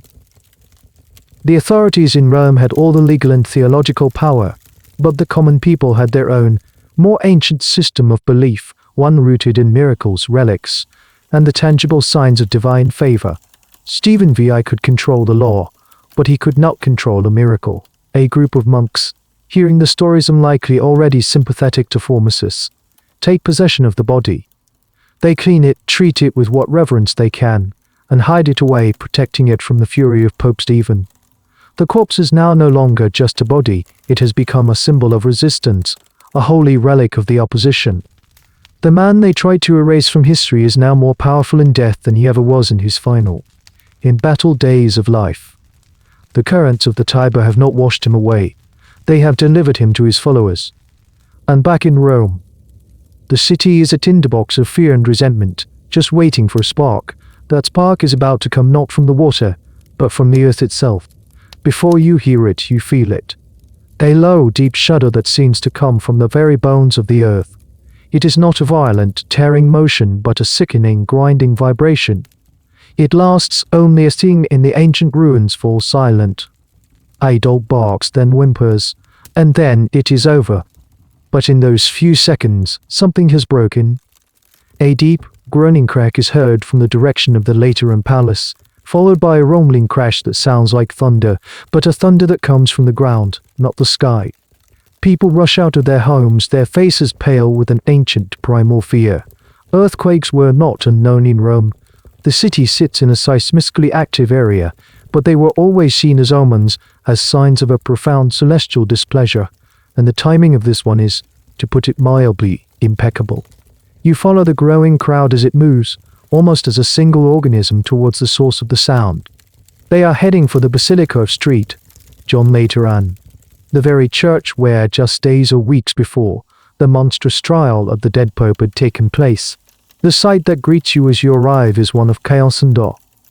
The grand facade of the basilica is still standing, but a huge section of the roof over the central nave has given way. A mountain of splintered timbers, shattered tiles, and broken masonry lies in a heap on the sacred floor, right where the assembled clergy had sat. If the earthquake had struck during the synod itself, it would have been a massacre. This particular church, you should know, was not just any church. It wasn't even St. Peter's. The later and basilica was, and still is, the official cathedral of the Bishop of Rome. Its formal title, inscribed over its entrance, is the mother and head of all the churches of the city and of the world. It was the symbolic heart of the papacy. For the people of Rome, standing there and gaping at the ruin, there is no need for a geological survey. There is no discussion of fault lines or tectonic plates. The explanation is simple, obvious, and terrifying. God is angry. He has seen the abomination that took place in his house, and he has passed his own verdict. The heavens themselves are rendering judgment on the judgment on the judgment on the judgment, Pope Stephen VI. And this is where a simple geological event becomes a historical catalyst. Historians, of course, know that this was a coincidence, a random twitch of the earth that happened to occur at a politically explosive moment. But they also debate just how much this coincidence shaped what happened next. Was the subsequent uprising already brewing? Or was the earthquake the specific event that gave the people divine permission? They needed to act, but you can feel the shift in the mood of the crowd around you. The whispers start immediately. A sign from God. A judgment on the synod. The church itself cannot bear the sin. The stories of the miraculous body of Formosus, which had been trickling in from the countryside, now merge with this new, more dramatic omen. The narrative is irresistible. While the body of the holy Formosus performs miracles, the church of the wicked Stephen is struck down from on high. It is a story so clear, so powerful, that it feels like a chapter from the Old Testament. God, it seems, has a flair for dramatic, if structurally inconvenient, criticism. The fear that has gripped the city since the synod now begins to curdle into something else. Fear is paralyzing, but fear mixed with righteous indignation is a potent fuel. The people no longer feel like helpless spectators of a mad pope's whims. They feel like instruments of a divine wrath that has already been revealed. They have seen the miracles. They have felt the earth shake. They now have a mandate from heaven. Pope Stephen VI, sealed away in his damaged palace, must have felt the tremor. He too must have heard the crash. And he, a nun of his time, must have felt a cold, not of superstitious dread tighten in his stomach. He had unleashed a great and terrible energy with his hatred, and now it seemed the very cosmos was pushing back. The symbolic order of the world had been violated, and now the physical world was responding in kind. You look away from the ruined basilica and at the faces of the people around you. The shock is fading, replaced by a hard, determined glint in their eyes. They are looking at each other, nodding slowly, a silent consensus building in the dust-filled air. They have their proof. They have their cause, and now, all they need is a leader to turn their holy anger into action. The growl of the earth is fading, but it is being replaced by the growl of a mob. The city is a powder keg, and the earthquake was the lit match. The atmosphere in Rome changes almost overnight. The fearful whispers are replaced by angry, open denunciations. In the taverns and the marketplaces, men who had been silent for weeks now speak of the sacrilege, of God's judgment, of the shame that has been brought upon their city. The narrative of Stephen's villainy and Formosus's martyrdom has taken root, and it is growing with frightening speed. You can sense the shift in the balance of power. The Spoleto faction is still officially in control, but their authority is crumbling. Their power was built on fear and intimidation. But the earthquake has introduced a new, more powerful fear into the equation, the fear of God. The Roman people are now more afraid of divine retribution than they are of the Spoleto's soldiers. The supporters of Formosus, those who had been forced into hiding or silence after his death, now see their chance. They emerge from the shadows, fanning the flames of popular outrage, organizing the discontent into a coherent movement. Priests who had been ordained by Formosus, who had been declared laymen by Stephen, now preach in secret, telling their congregations that the earthquake is a sign that their cause is just. The city divides itself street by street, neighborhood by neighborhood. You can feel the tension in the air, the way people look at each other, trying to gauge their loyalties. An old Roman family feud is now layered with a holy war. It is a combustible and deeply personal conflict. The Roman people, for all their supposed fickleness, have a long and storied history of rising up when they feel their city's honor has been insulted. This wasn't just about two popes. It was about the dignity of Rome itself. Stephen VI and the Spoletoes had made their city the stage for a grotesque and blasphemous spectacle. They had brought down the wrath of God, evidenced by the ruined basilica, the Roman civic pride, the strange and potent inheritance from their imperial ancestors was wounded. They were not just angry, they were embarrassed. The small, strange detail that often gets lost in the grand narrative is that Roman mobs were a regular feature of papal politics. For centuries, the election of a new pope was often accompanied by riots, street fighting, and the looting of the losing candidate's palace. The people of Rome were not a passive flock. They were a political force, a chaotic but powerful player in the game. What was different this time was the scale and the righteousness of their anger. The uprising, when it comes, is not a single coordinated event. It is a series of spontaneous combustion across the city. A group of men, emboldened by wine and anger, attacks a patrol of Spoleto guards. In another quarter, a crowd gathers around the fortified home of a known supporter of Stephen VI, pelting it with stones and curses. The chaos grows, spreading through the narrow, winding streets. Barricades made of old furniture and broken carts are thrown up. Which was briefly united in its horror at the Synod, is now united in its rebellion against the Synod's author. The Spoleto family, including the Empress Adilde and her son Lambert, are caught off guard by the ferocity of the revolt. Their authority evaporates in the heat of the popular fury. They find themselves trapped, their soldiers outnumbered and unwilling to engage in a full-scale slaughter of the populace. Seeing that the city is lost and that their puppet pope is now a liability, they do what all pragmatic political powers do. They cut their losses. They abandon Stephen to his fate and flee the city to the safety of their strongholds in the north. Pope Stephen VI is now alone. His patrons are gone. His guards are deserting him. He is trapped in the Lateran palace, the cheers of the angry mob growing louder outside his walls. The man who commanded the dead and made the living tremble is now a prisoner in his own home. The power he wielded so absolutely and so cruelly has vanished as fleeting as a ghost.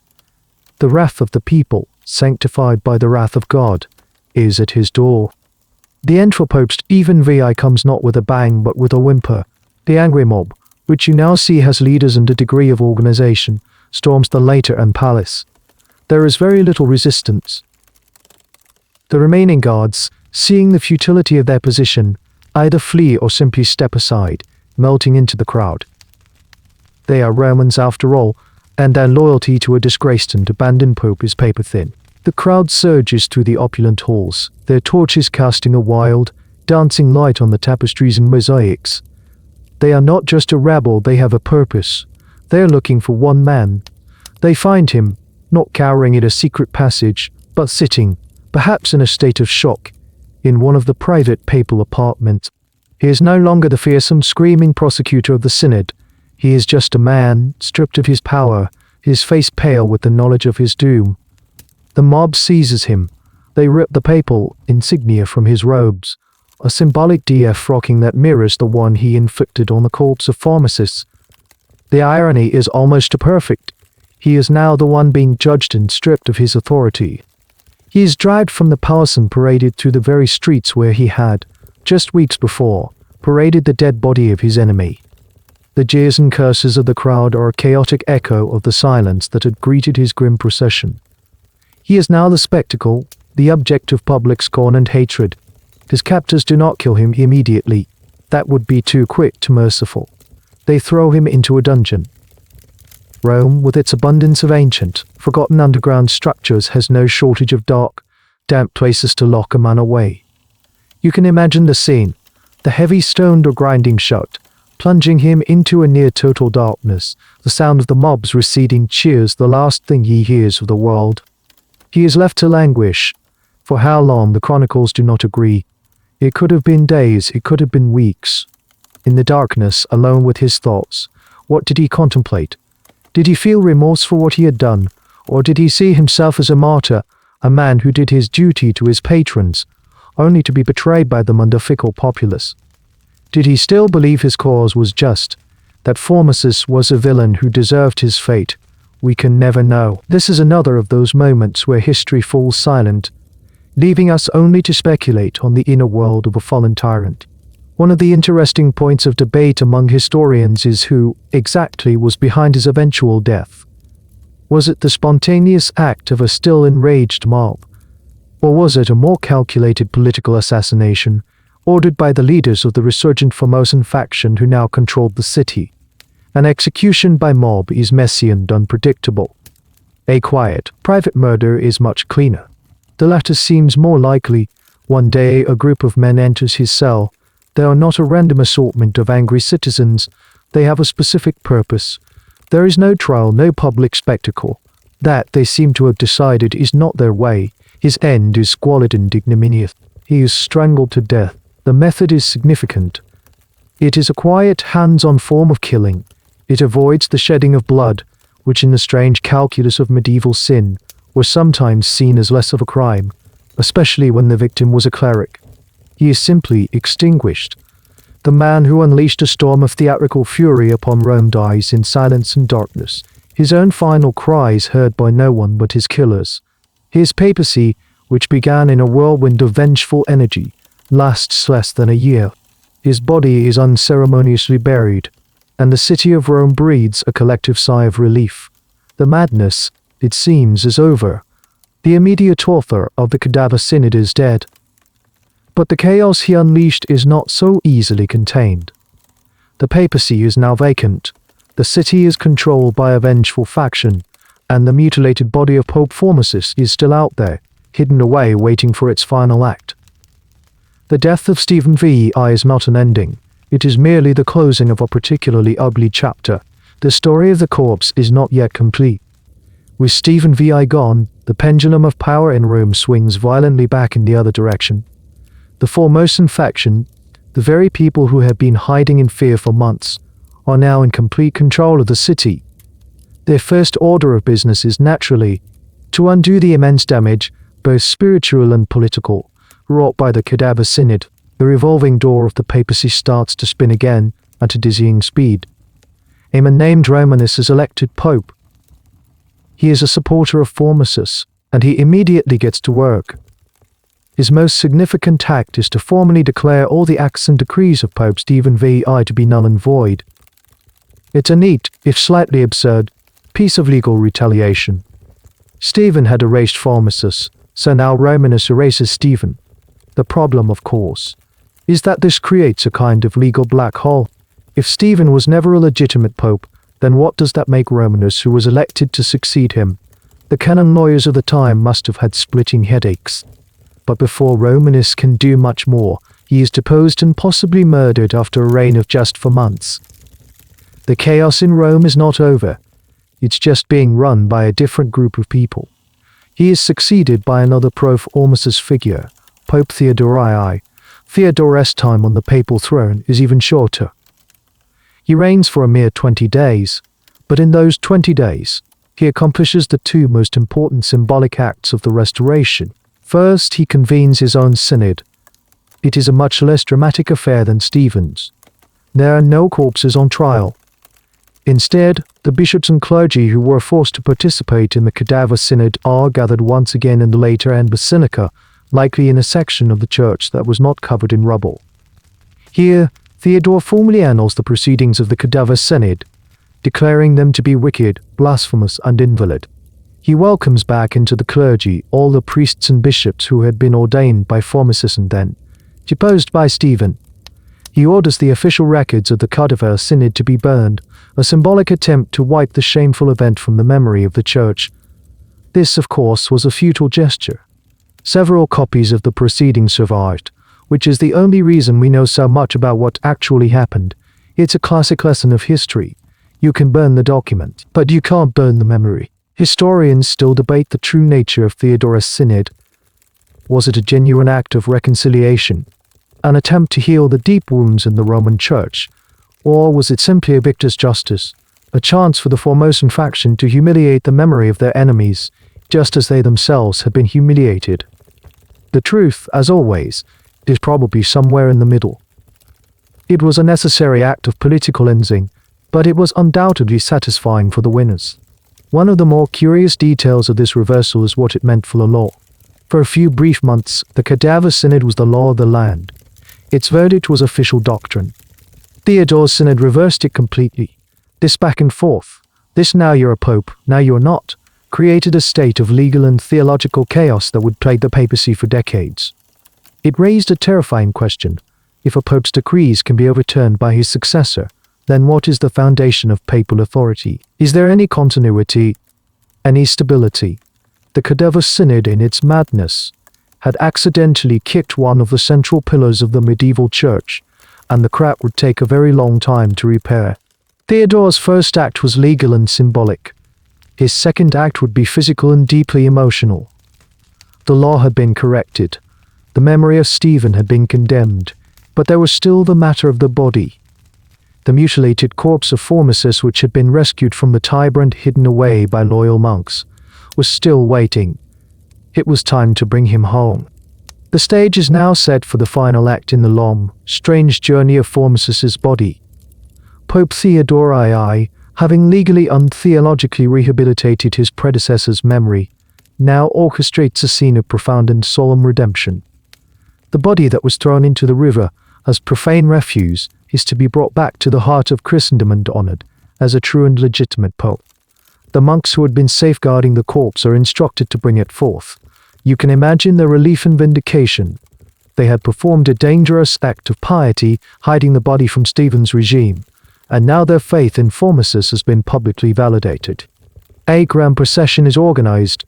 This is to be the third time the corpse has been paraded to Rome, but this procession is the mirror opposite of the previous two. The first was a grim, secret transfer from the tomb. The second was the terrifying prelude to a show trial. This one is a triumphal march. The body, now likely in a state of advanced decay after its ordeal, is treated with the utmost reverence. It is dressed once more in fine papal vestments. Not the same ones it wore at the trial.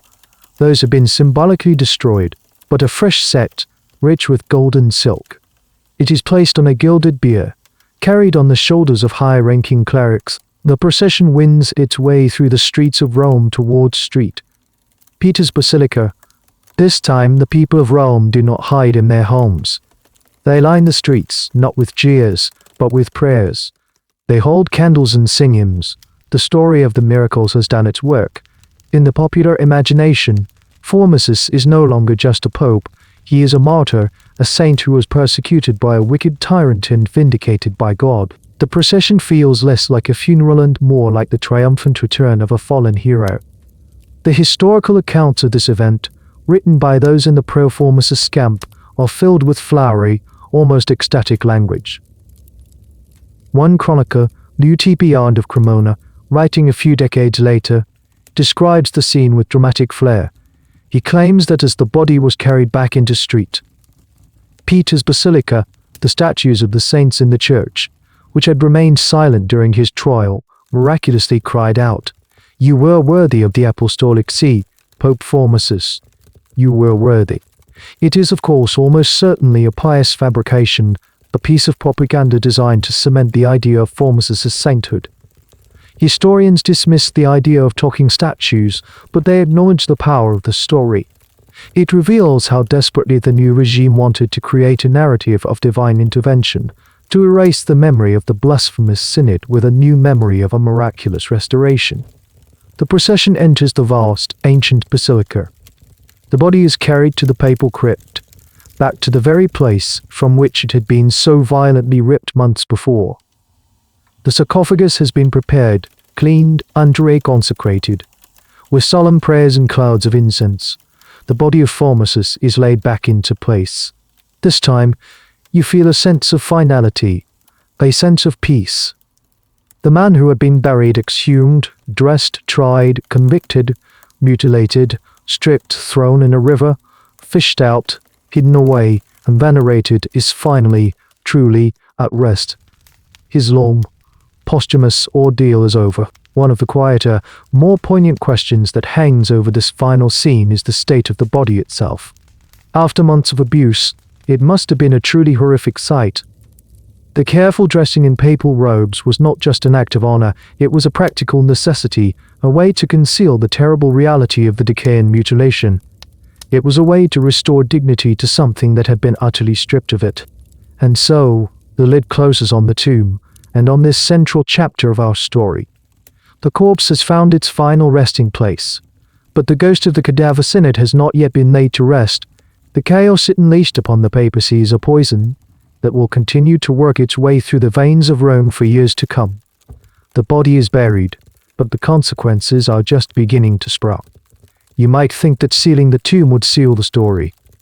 That with Formosus finally laid to his final rest, a kind of peace would descend upon the city of Rome and the troubled church. But the stone lid on Formosus' sarcophagus is not a lid on the Pandora's box he and Stephen opened. The ghost of the Cadaver Synod is now free, and it will haunt the papacy for the better part of a century. The problem is that the Synod, and its reversal, broke something fundamental. It shattered the illusion of continuity and sacred authority. It proved that a pope's legacy, his laws, even his spiritual legitimacy, could be erased by his successor. It turned the papacy from a holy office into just another political prize to be won and lost by force. The door was kicked open for an era of chaos, so profound that later historians would give it a name, the Saeculum Obscurum, the dark age of the papacy. You see it happen almost immediately. Pope Theodore II, the man who rehabilitated Formosus, dies after just 20 days in office. He's another good man, a pro-Formosus pope who tries to restore order. He holds yet another synod, once again condemning the Cadaver Synod and, in a fascinating move, forbids any future trials of the dead. It's a sad commentary on the times that they actually had to make a law about that. But John IX dies after only 2 years. And then the chaos truly begins. The papacy becomes a hot seat in a deadly game of musical chairs. Popes come and go in a dizzying, chaotic blur of coronations and funerals. Pope Benedict IV is followed by Leo V, who reigns for about a month before he is overthrown and thrown in a dungeon by a rival priest named Christopher. Christopher then makes himself pope, but he is in turn overthrown and imprisoned a few months later by Sergius II. Remember Sergius? He was the enthusiastic participant of the Cadaver Synod, a bitter enemy of Formosus. Now finally in power, he brings the whole nightmare roaring back to life. He reverses the reversals. He declares Theodoresan John's sin is invalid and reaffirms the original verdict of the Cadaver Synod. So once again, Formosus is posthumously an illegal pope, and all his ordinations are void. The legal and spiritual whiplash is almost impossible to comprehend. The job of pope now seems to come with a life expectancy slightly shorter than that of a Mayfly. This period of violent papal turnover then gives way to something even stranger. The chaos becomes institutionalized.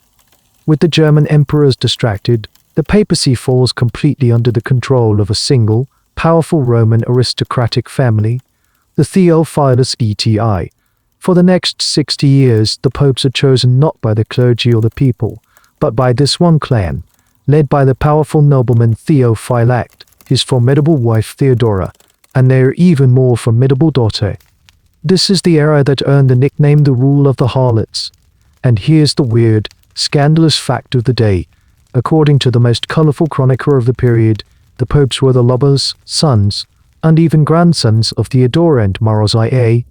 Pope Sergius I was supposedly Marosius' lover, and their illegitimate son would later become Pope John XI. It was a time of almost unbelievable corruption, a city where the keys to the kingdom of heaven were being passed around like a family inheritance. And this is where modern historians pump the brakes a little. The stories of the pornocracy are almost entirely based on the writings of one man, that same UTP Arend of Cremona we met earlier. He was a fantastic writer, with a love for juicy, scandalous detail. But he was also writing in the service of the German Emperor Otto I, who was a bitter enemy of Maras I and the Roman aristocracy. So historians ask a simple question: can we trust the storyteller? Was it really a debauched free-for-all? Or was UTP Arend engaging in some very effective character assassination, painting the Roman rulers as sexually corrupt to legitimize his own master's invasion of Italy? The academic world is divided. Some believe UTP Arend was basically telling the truth, others think he was wildly exaggerating for political effect. Either way, the undeniable truth is that the papacy had reached its absolute lowest point. It had become a local, secular plaything, its spiritual authority in tatters. And you can draw a straight line from the chaos of this period back to that single, insane event. The Cadaver Synod was the moment the papacy declared that its own rules didn't matter, that brute force and political hatred could override sacred tradition. It was a self-inflicted wound from which it would take centuries to recover. The whispers of a curse on the papacy, which started after the earthquake, now seemed like a demonstrable fact. And so, as the dust settles and the decades pass, you are left with one simple, nagging question that hovers over the entire bizarre story: why? Why on earth would anyone think that putting the corpse on trial was a good idea? It's the question that has fascinated historians for 1,000 years, because the answer is so elusive, so buried in the alien mindset of a long-dead world. The easy answer, the one that you might instinctively reach for, is that Pope Stephen I was simply insane. Stark, raving mad. Driven by a personal, pathological hatred of Formosus, he snapped and descended into a kind of homicidal, or perhaps necrocidal rage. This theory has the benefit of being simple and emotionally satisfying. It neatly explains the sheer irrationality of the event. We can comfortably label Stephen as a monster, an anomaly, and file the story away in the cabinet of historical curiosities. But many historians find this explanation a little too easy. They prefer to look for a more rational, if ruthless, logic behind the madness.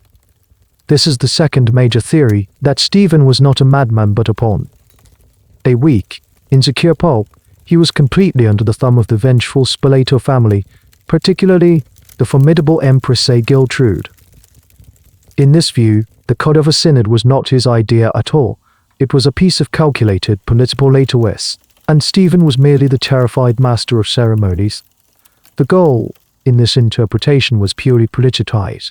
The Spoletos needed to delegitimize Formosus to re-legitimize their own claim to the imperial throne, held by the young Lambert. A simple decree annulling Formosus's reign would have been too quiet, too easy to ignore or reverse. They needed something spectacular, something so shocking and so public that it would be burned into the memory of every political rival. They needed to demonstrate their power in the most absolute and terrifying way imaginable. Trying unmutilating the corpse of their greatest enemy was a masterstroke of political terrorism. It was a message to all future popes. This is what happens when you cross us. Stephen, in this view, was just the man unlucky enough to be on the papal throne when the bill for his patronage came due. Then there is a third, more nuanced theory, which tries to bridge the gap between the first two. This theory suggests that Stephen was neither a complete madman nor a simple puppet, but a product of his violent and superstitious age. He was a man who genuinely believed in the legalistic and theological arguments he was making. To him, Formosus' broken oath and his violation of canon law were not just political inconveniences, they were profound sins. Cosmic crimes that had polluted the church and endangered the souls of everyone in Rome. In this mindset, the trial was not just political theater, it was a necessary ritual cleansing. A kind of exorcism. They believed that the physical body of Formosus, even in death, retained a kind of corrupting influence. To truly purify the church, they had to physically act upon the source of the corruption. They had to subject the body to the same legal process it would have faced in life. It's a logic that is utterly alien to your modern sensibilities, but it may have made a terrifying kind of sense to a 9th century Roman cleric steeped in a world of relics, curses, and the tangible power of the sacred and the profane. And this is where historians continue to argue. Was the trial's primary motivation political, theological, or personal? Was Stephen the architect, the actor, or the unwilling instrument of the horror? The surviving documents, written by biased chroniclers, can be used to support any of these theories. The truth is, we will never definitively know. The inner motivations of people who lived over 1,000 years ago are lost to us. Perhaps the most honest answer is that it was a perfect storm of all three. It was an act of cold, calculated political terror, fueled by a genuine, if fanatical, theological conviction, and supercharged by a deep and venomous personal hatred. It was a moment where political expediency, religious fervor, and personal psychosis all converged in one man in one room, with one corpse. And the result was an event so uniquely bizarre, so profoundly strange, that it has left us, a millennium later, still shaking our heads and asking why. And so the story fades, not with a bang but with the slow, inexorable turning of pages, the gradual layering of dust over a painful and embarrassing memory. How does something as spectacular and as strange as the Cadaver Synod become a half-forgotten footnote, a piece of historical trivia?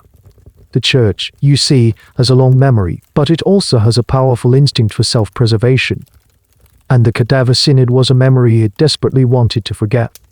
In the decades and centuries that followed, as the papacy slowly, painstakingly clawed its way back to a position of immense power and prestige during the High Middle Ages, this entire chaotic period became a source of deep institutional shame.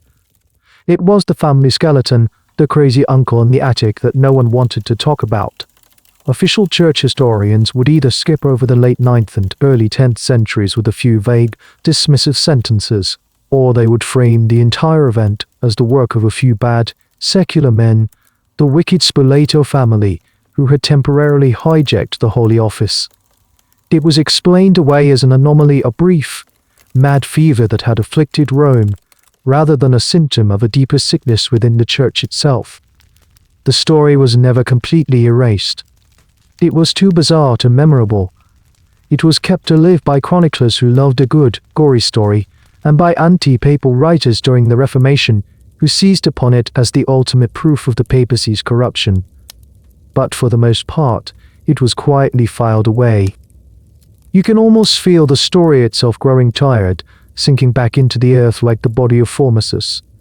The names of the key players, Stephen, Giltrude, Lambert, Arnulf, fade from household names into the answers on a history exam. The passions that felt so earth-shattering at the time, the hatred that was so powerful it could command the dead, all of it cools and solidifies into cold, hard historical fact. What are you left with at the end of this strange, dark tale? You are left with the image of a ruined church, a testament to the fact that even the strongest institutions can be shaken by the foolishness of the people within them. You are left with the image of a corpse on a throne, a timeless and terrifying symbol of what happens when political hatred is allowed to masquerade as divine justice. And you are left with the muddy, indifferent waters of the Tiber River, which received the body of a pope and then gave it back, as if to say that nothing, no matter how terribly it is defiled, can ever be truly erased. The story serves as a strange and uncomfortable reminder that the past is not a neat and tidy place. It is not a grand, orderly procession of kings and popes and battles. It is a messy, chaotic, and often deeply weird landscape, populated by people who were just as flawed, just as driven by love and hate and ambition as you are. Their world was different, their beliefs were strange, but their humanity, in all its glorious and terrifying complexity, is something you can still recognize, even across a chasm of 11 centuries. The academic world still picks at the bones of this story, debating the motivations, questioning the sources, trying to understand the why of it all. But perhaps as you drift towards sleep, the why is less important than the simple, chilling, What happened was this: once upon a time in a city of ghosts and shadows, a living pope dug up a dead one, dressed him in fine clothes, and yelled at him in a church. It is a story that needs no embellishment. It is a testament to the fact that truth sometimes is far, far stranger than any fiction your dreaming mind could ever conjure. And so our story of the long-dead Pope comes to its final, quiet close. The echoes of the shouting in the basilica have faded away, leaving only the deep, soft silence of the Roman night. The angry faces of the mob have dissolved into the darkness, and the river Tiber flows on, as it away the memories of the day. You can feel the story releasing its grip on you now, its sharp edges softening, becoming less a history and more a distant, half-remembered dream. The image of the corpse on the throne no longer needs to be held in your mind. You can let it drift away, like a boat on a slow current, disappearing around a gentle bend. The questions of why, the debates of historians, the tangled politics of emperors and popes, none of it matters now. It is all just sound and shadow, fading into the comfortable weight of your blankets, the gentle rhythm of your own breathing. You are no longer in that crumbling, ancient city. You are here in this quiet, safe space, floating in the peaceful moments between wakefulness and sleep. The story was just a path we walked together for a little while, a path to lead you to this place of deep rest. And now, we have arrived at its gentle end. There is nothing left to do, nothing left to do, nothing left to see, only the quiet and the gentle pull of a deep and dreamless slumber. The final page is turned. If your eyelids are still not heavy, another story might be the final lullaby you need. Sleep sweetly. Good night.